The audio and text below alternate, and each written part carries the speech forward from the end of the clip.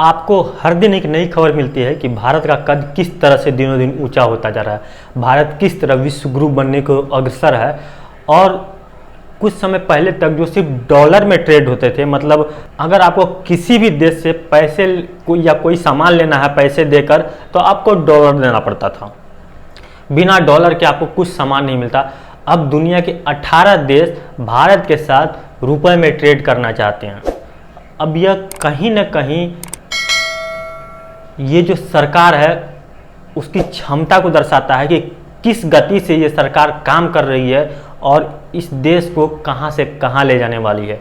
आपको पता ही होगा कि नरेंद्र मोदी दुनिया के सबसे चहेते लीडर में से एक हैं। उन्हें 76% की रेटिंग के साथ पहले पायदान मिला हुआ है। उसी तरह वो इस देश को बहुत आगे ले जाने वाले हैं। आने वाले समय में लगभग पूरा वर्ल्ड अगर हो सकता है, अभी सालों लग जाएंगे भले ये कह सकते हैं, लेकिन कहीं से तो शुरुआत हुई।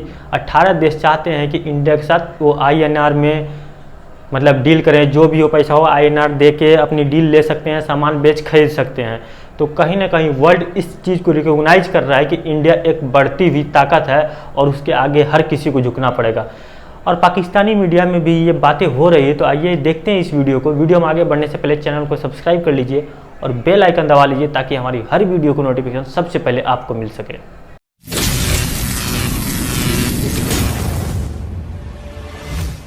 और खबर ये है कि कोई 18 कंट्रीज तक तकरीबन इतने हैं कि जो अब इस चीज के लिए तैयार हैं और उन्होंने हाँ भी कर दी है कि इंडिया से इंडियन करेंसी में जो है वो ट्रेड करेंगे। तो सर पहले आपका मैं स्टैंड चाहूंगी कि इस पे आपका क्या कहना है। देखिए, it's a very good thing कि तकरीबन 18 मुल्कों के साथ मेमोरेंडम ऑफ अंडरस्टैंडिंग साइन हो गई है कि we can do our trade in Indian currency. तो उससे दो चीज़ें हो जाती हैं कि जो एक इम्बैलेंस ऑफ ट्रेड है वो एड्रेस हो जाता है। मिसाल के तौर पे ये हो रहा है कि लेट्स से कि मैं आपको लेट्स से कि मलेशिया इंडिया को $10 बिलियन की चीज़ें ख़रीद रहा है, इंडिया से बेच रहा है, और सिर्फ $3 बिलियन की चीज़ें ख़रीद रहा है।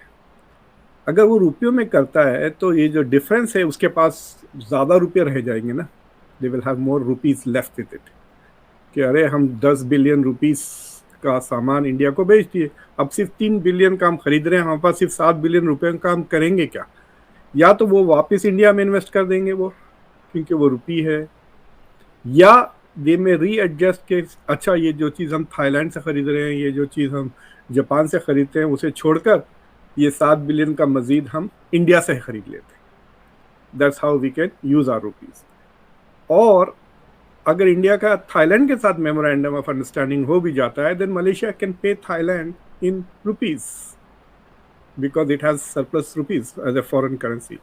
अभी ये होता है कि फॉर एग्जांपल अगर आप लेट्स से कि सऊदी अरेबिया के पास से जाके आप तेल ख़रीदना चाहते हैं, तो सऊदी अरेबिया कहेगा ठीक है ये डील है, इतना हम आपको तेल बेचते हैं $1 मिलियन। तो आप कहते हैं कि भाई हमारे पास डॉलर्स नहीं है लेकिन हमारे पास यूरोज़ है, चलेगा? तो सऊदी अरेबिया विल प्रॉब्ली से येस टू यूरोस। और उसके बाद कहे नहीं यूरोस भी नहीं है लेकिन कैनेडियन डॉलर है, ऑस्ट्रेलियन डॉलर है, चलेंगे? तो वो रिलेक्टेंटली दे में से ओके। अब ये होगा कि कंट्रीज़ कहेंगे सऊदी अरेबिया को भाई हमारे पास रुपये हैं, क्या आप रुपये ले लेंगे डॉलर के बजाय? एंड अगर Saudi Arabia is one of those countries which signs the memorandum of understanding, that will happen. तो उससे ये होगा कि Indian currency will now, Indian rupee will also become an international currency, जिससे ना सिर्फ India will buy and sell but other countries can also buy and sell. जिस तरह से करेंटली सबसे ज़्यादा US डॉलर है जो तकरीबन 60% है in terms of reserve currency, और ट्रेड तकरीबन 70% तक US डॉलर में होता है। उसके बाद जो सेकेंड स्टेटस पे है वो यूरो है, और तीसरे स्टेटस पे कहते हैं कि जापानीज़ येन है, और फिर युआन भी तेज़ी से बढ़ रहा है, वो 2% थी। इससे दो चीज़ें होंगी, एक तो इंडिया की economy will become more stronger, stable, और दूसरे मुल्कों की इकॉनमीज़ इंडिया की इकॉनमी से अब जुड़ने लग जाएंगी because of the use of rupee as a currency. और दूसरी चीज़ ये है कि अमेरिका के डॉलर से थोड़ी फ्रीडम मिल जाएगी, लोगों को निजात मिल जाएगी।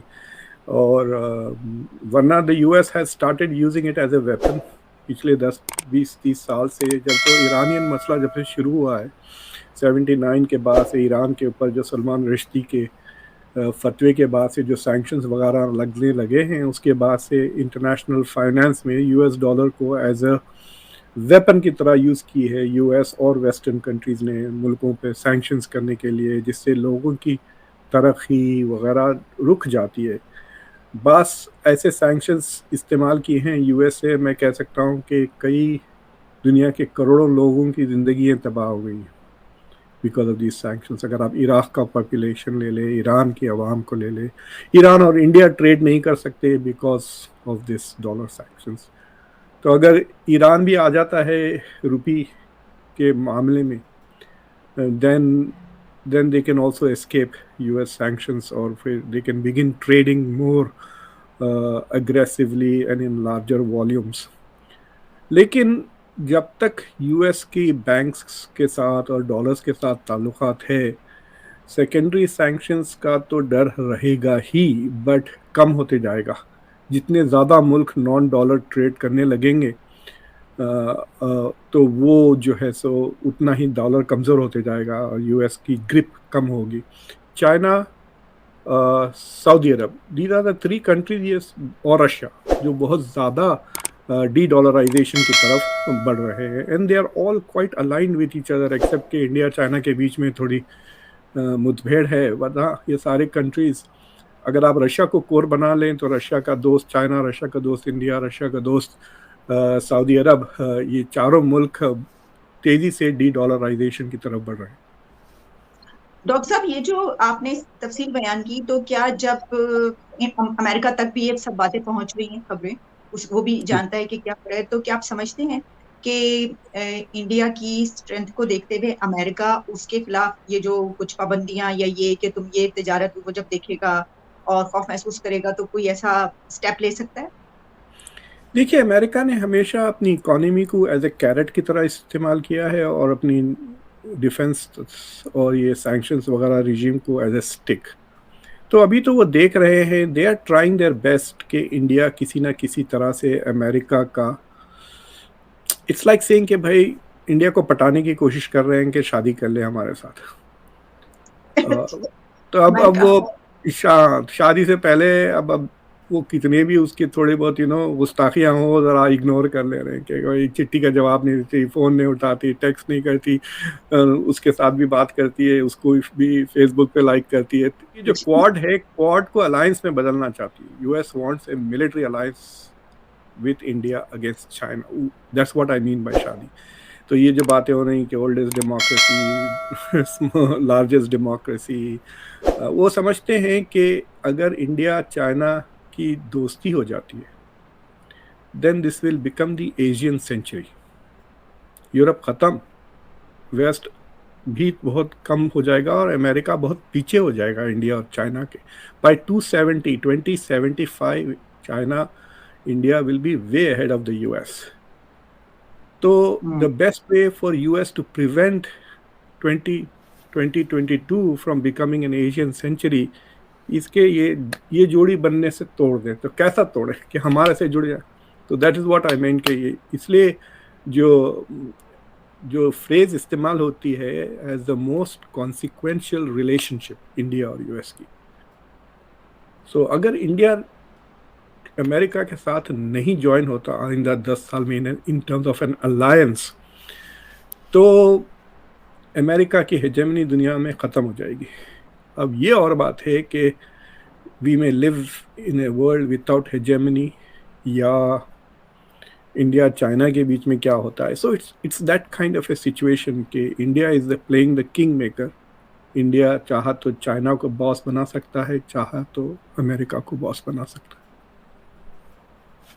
चाइना को बॉस बनाना तो बहुत ही वो मुझे लग रहा है, और वैसे तो वो कोई बॉस बनाने पे तैयार नहीं है, लेकिन चलें देखते हैं कि आगे। देखिए, आई थिंक इंडिया के इंटरेस्ट में है कि चाइना को बॉस बनाए, लेकिन ये जो बॉर्डर के जो चक्कर हैं, China has to stop it.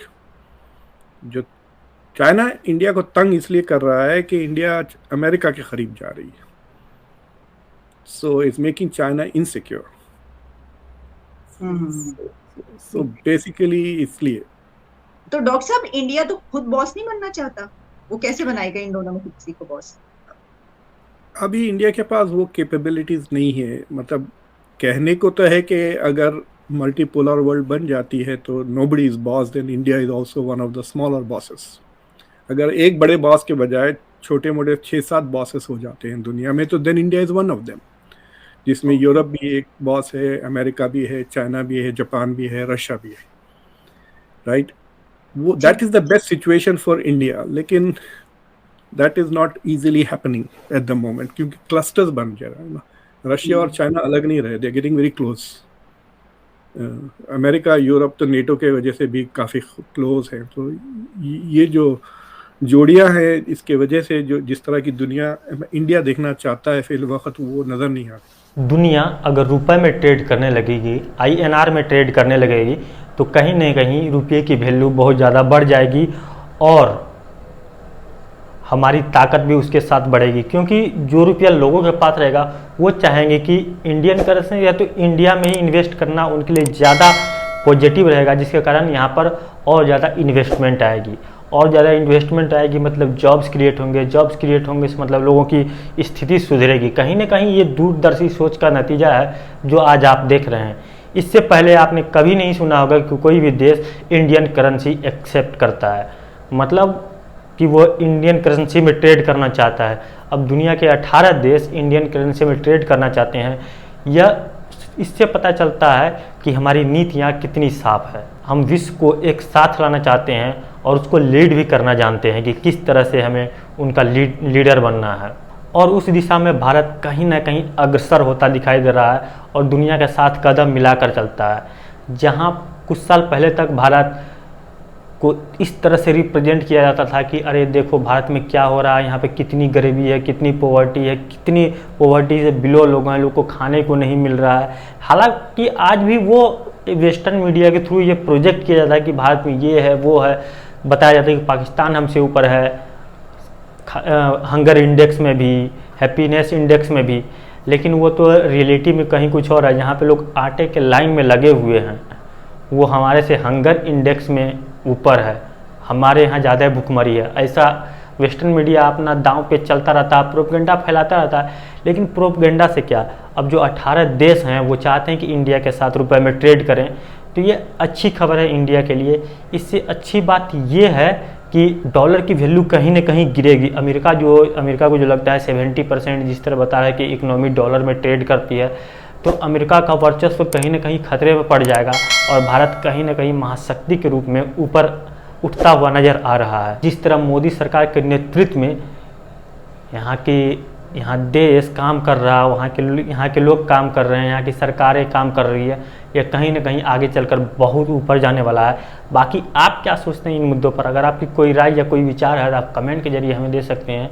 अगर ये वीडियो आपको पसंद आए तो वीडियो को लाइक कीजिए, अपने दोस्तों के साथ शेयर कीजिए। अगर आप हमारे चैनल पर नए हैं तो चैनल को सब्सक्राइब कर लीजिए और बेल आइकन दबा लीजिए ताकि हमारी हर वीडियो को नोटिफिकेशन सबसे पहले आपको मिल सके। ये वीडियो देखने के लिए आपका बहुत बहुत धन्यवाद। मिलते हैं डिफेंस एक्सपर्ट के किसी अन्य वीडियो में, तब तक के लिए जय हिंद।